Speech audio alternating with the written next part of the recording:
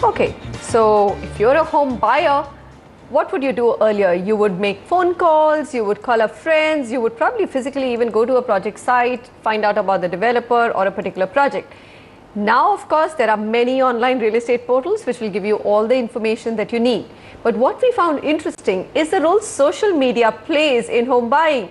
Facebook, Twitter, there are many independent blogs which give you much more than what meets the eye, or I would say is obviously available. Ankita Sinha sums it all up for us.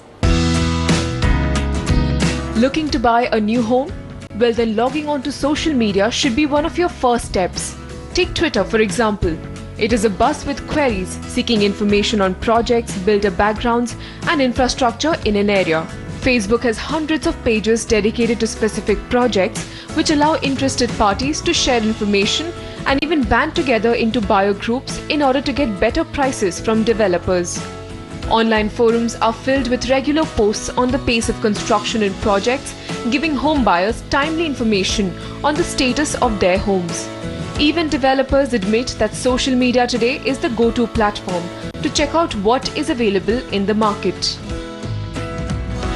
Digital world is used, and that's more for gaining information, gaining knowledge, finding out. It's like a pre-work you do before doing your purchase or before shortlisting your property. So that becomes important. That may be why developers are rushing to expand their presence on these platforms. Pune-based Kolte Patil made waves for its property expo Nest Fest. A strong social media push saw the company trending with nearly 1 million clicks on social media campaigns, over 25,000 likes on Facebook and over 2,500 tweets and retweets on Twitter. And several other real estate majors have followed suit.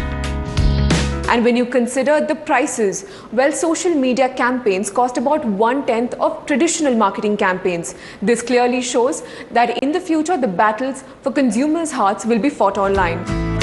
While there is no denying social media's power and reach, developers need to be aware that this is a double-edged sword.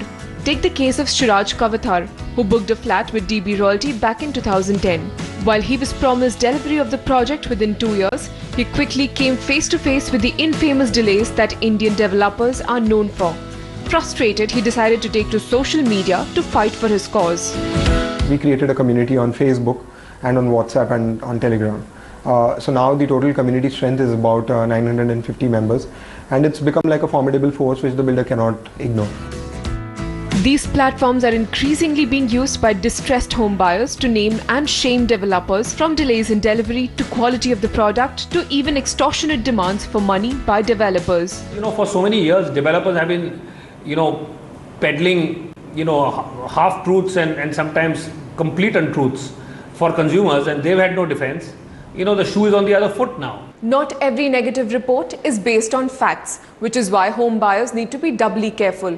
Meanwhile, top builders across the country are putting together teams to monitor the online space and ensure that negative reports can be taken head-on. From Mumbai, Ankita Sinha for NDTV. All right, so don't ignore social media. Well, who can afford to ignore social media? Sameer, are you on Twitter?